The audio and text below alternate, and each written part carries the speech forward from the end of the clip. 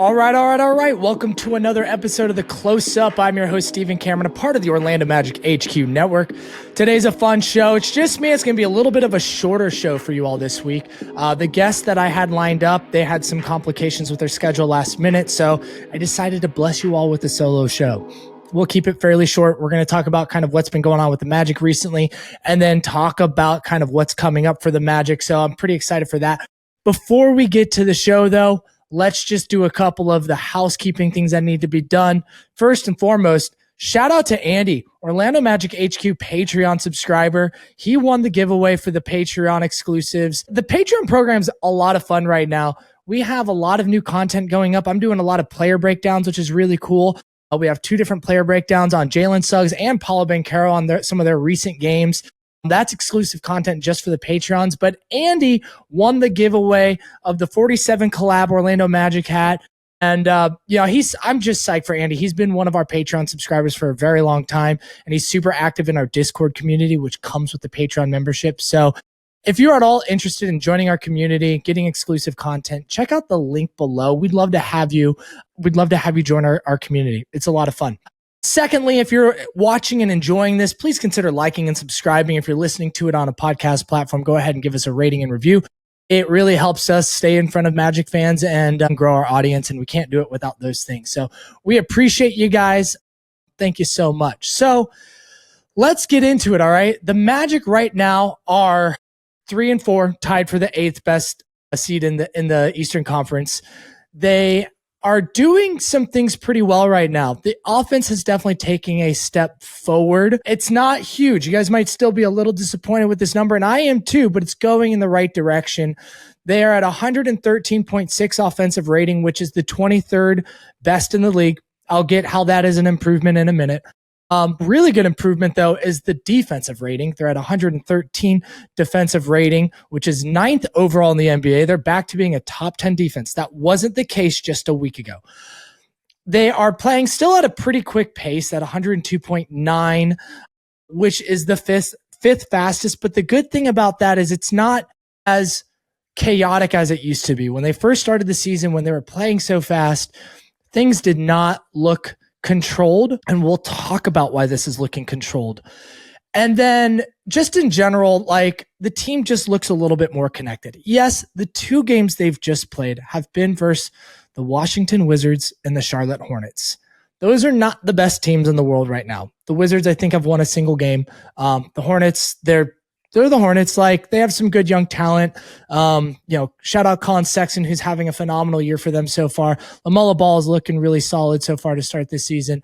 But it's still, that team has a long ways to go until people are like worried about them as competition. And the Magic, who were on a 4-game losing streak, losing to the Bulls, the Hawks, the Pistons, what's the other team I'm missing? The 76ers at the beginning of this road trip. They're starting to make some good progress, right? You want to end a 4-game losing streak and beat teams you're supposed to beat. And the Hornets and the Wizards are those teams. If we could play the Wizards every night, the Magic would be looking like a championship level team, because that's how they looked just the other night when they played them. The Magic's first blowout in a win this year, which is pretty fun to see. Like, let's just talk about some of the numbers there. Like, offensively, the Magic put up 125 points and held the Wizards to 94 points. That's awesome.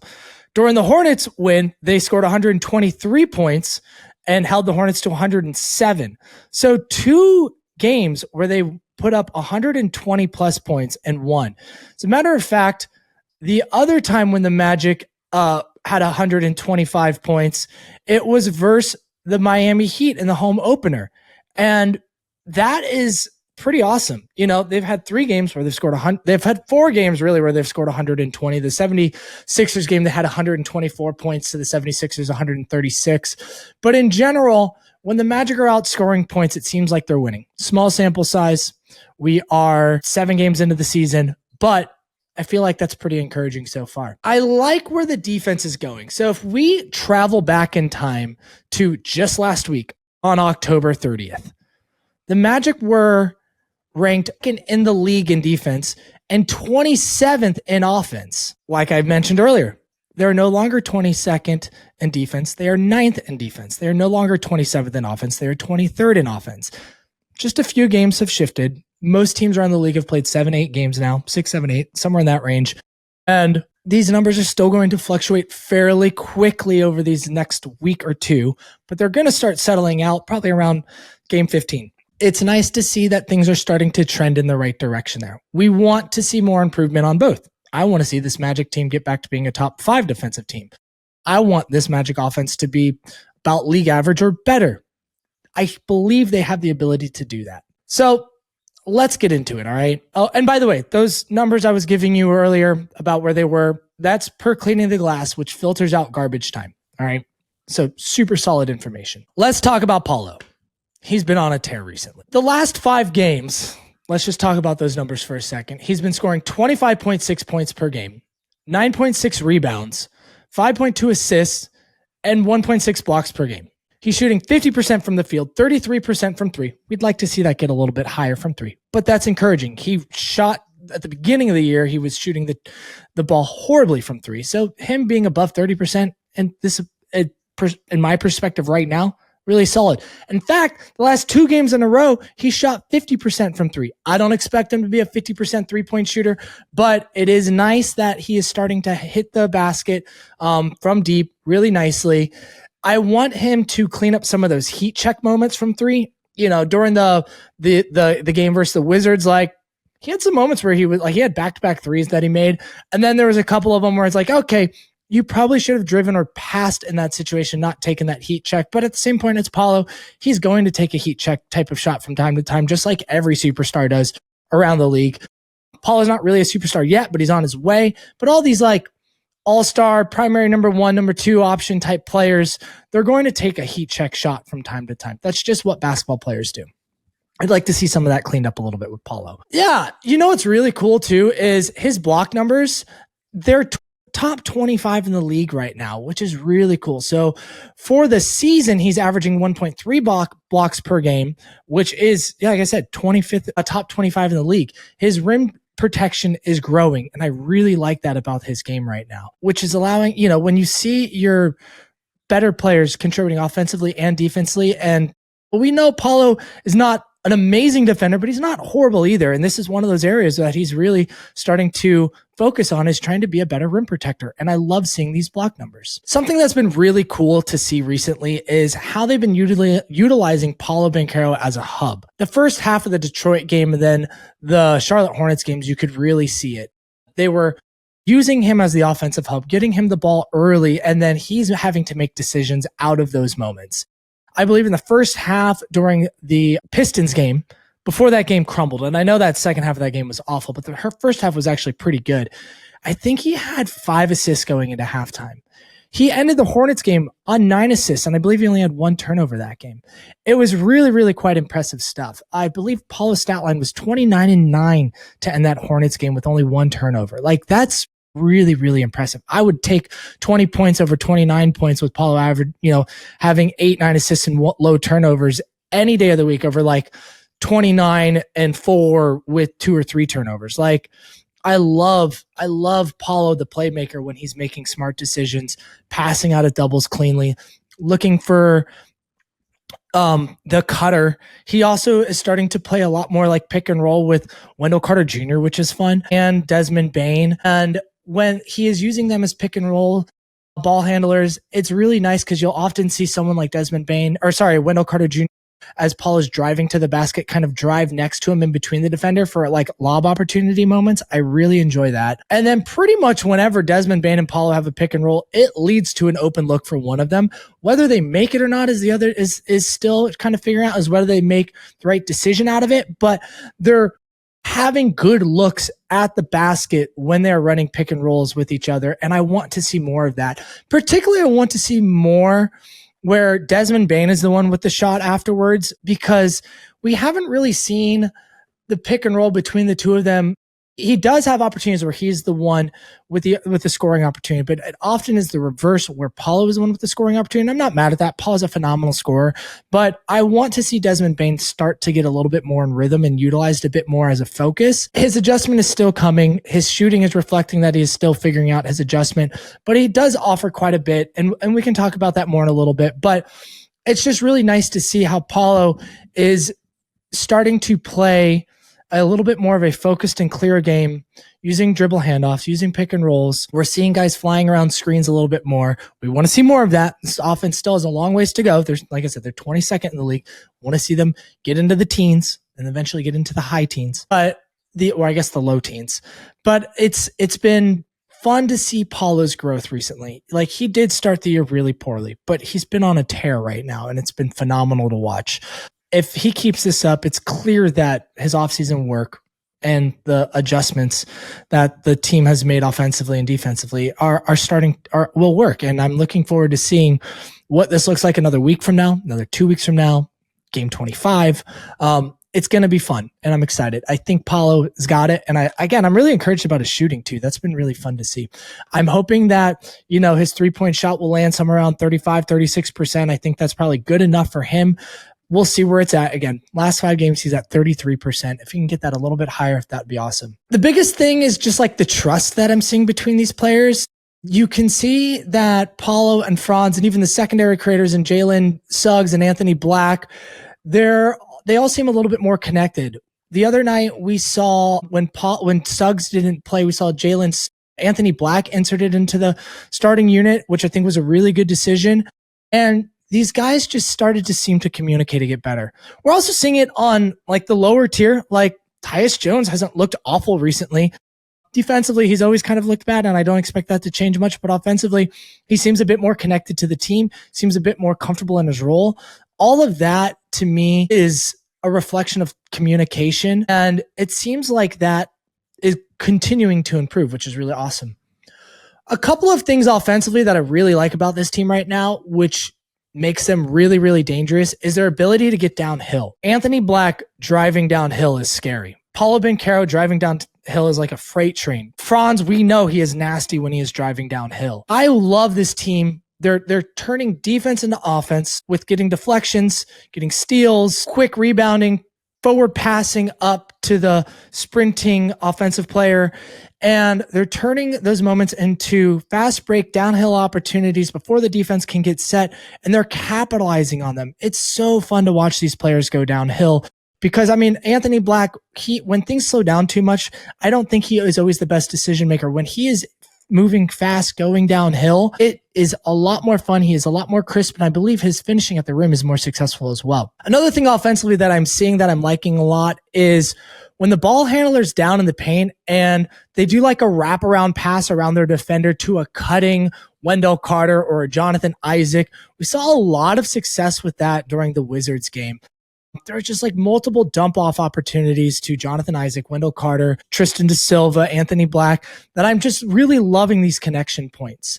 What I don't love all the time is some of the outside in passing that we see offensively, where you have a guy at the top of the key passing into a guy in the paint who might have 1 or 2 defenders on it. We see it often with like a Paolo to Franz or Franz to Paolo type pass. And sometimes those passes just aren't crisp yet, right? And it is awkward because often the guy in the paint will have 2 or 3 guys on him. But I think you obviously have to play that way and try and take advantage of mismatches. And that's what they're trying to do. But the passing to get that player the ball hasn't been super crisp, and it's causing turnovers.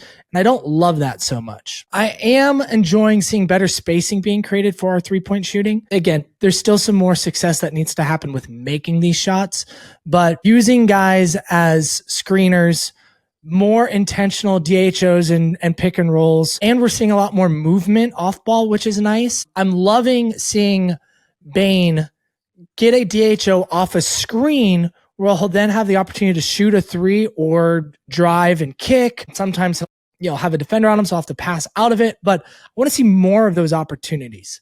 Players getting the ball off of a screen. We're seeing it some. I want to see more of that. This offense is getting better. I'm excited to see where it's at in 2 or 3 more games when we have more data, when we get to around 10.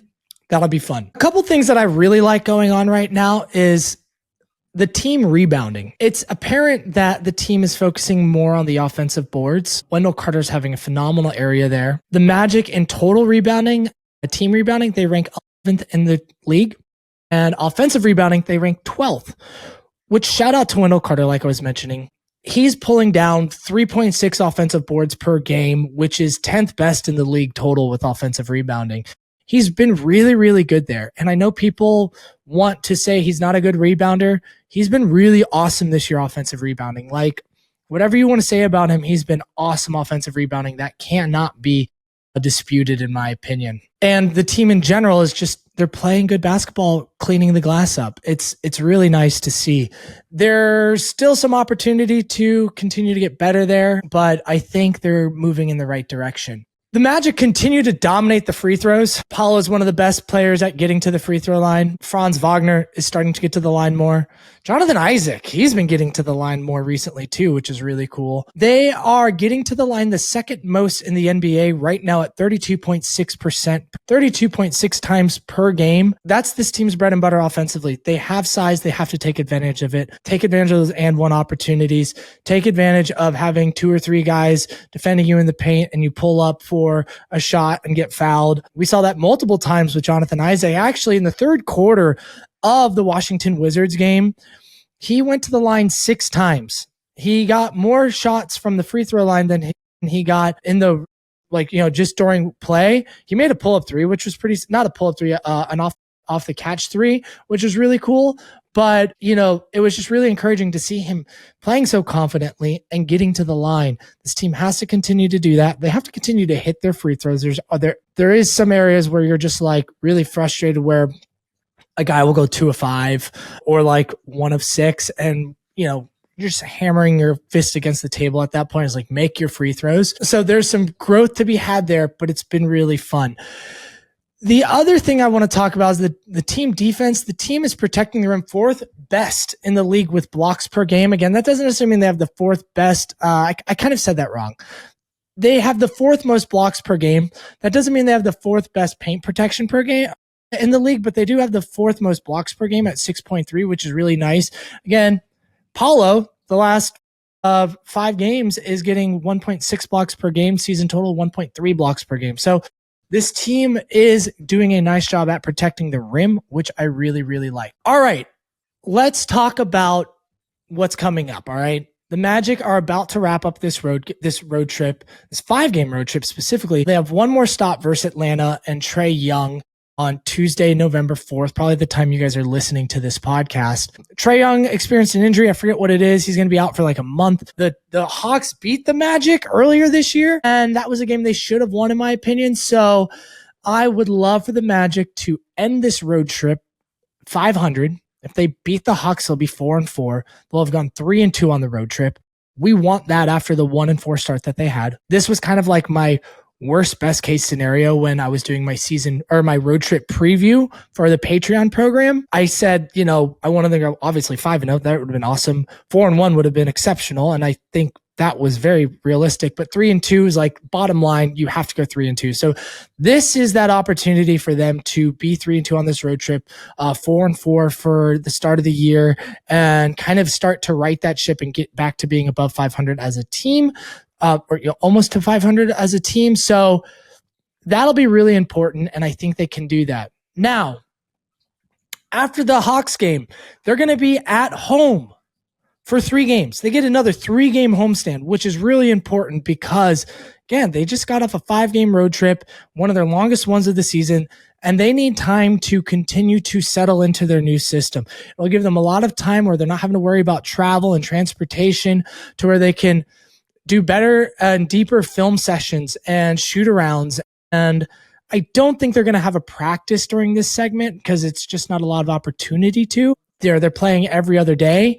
But actually, they have a back-to-back on this homestand, so they're probably not going to have a practice, but they should have the ability to do some really good film reviews and just team connective points there, which is going to be important for this team to continue to take the next step. So on November 7th, they play the Boston Celtics. It is a in-season tournament game, so Go to that game. Those games are super fun. I've been to one every season so far, and it's a blast. The energy is definitely high, and it's a good time. So go to that game. Then on November 9th, they play the Boston Celtics again. The Celtics are not that good this year. The Magic should be able to capitalize. I want to see that. Obviously, we know the kind of injuries they're dealing with Jason Tatum and trading away half their roster. Drew Holiday is a Blazer now. Kristaps Porzingis is a Hawk right now. So I want them to win both of those games. And then they play the Portland Trailblazers. They're coming to town, a nice young scrappy team on November 10th, the back-to-back. So I'm looking forward to seeing how the Magic do. This is a good opportunity for them to get a couple more wins. If we're talking about, all these games are winnable in my opinion. This is not a hard stretch. A banged up Hawks, a banged up Celtics twice, and the Portland Trailblazers. Honestly, the Trailblazers are my biggest concern. If they could do that, if they beat all of those teams, they'll be on a 6-game winning streak, which I think is pretty realistic. But maybe what's more likely is they, beat Atlanta for a 3-game streak and beat Boston twice for a 5-game winning streak, and maybe they lose the back-to-back versus Portland. That seems kind of like an okay outcome. Again, back-to-back, those can kind of be weird games. It is at home, so I would hope the Magic would win, but that could be where I could see one of the losses coming is, not taking Portland as serious as they should on a night when they got tired legs after the back-to-back. So let's check that out. I'm really looking forward to just kind of seeing where this team is. And honestly, again, like I mentioned, group play is always fun. I want to see that with the Boston Celtics. That'll be sweet. All right. So that's going to wrap up this episode. I'm not going to go too long into this, but the Magic are doing better. Let's see where they're at in another 10 games. I'm still not making crazy conclusions about this team yet. They are trending in the right direction. And I believe this team will still be one of the best teams in the Eastern Conference. In another week, things will look a little bit different. We'll have more data to break down, and I'll be right here to give it to you. So shout out to you guys. Thanks for tuning in. Thanks for listening. Again, check out our Patreon program. Would love to have you join our community. And let's go Magic. Peace.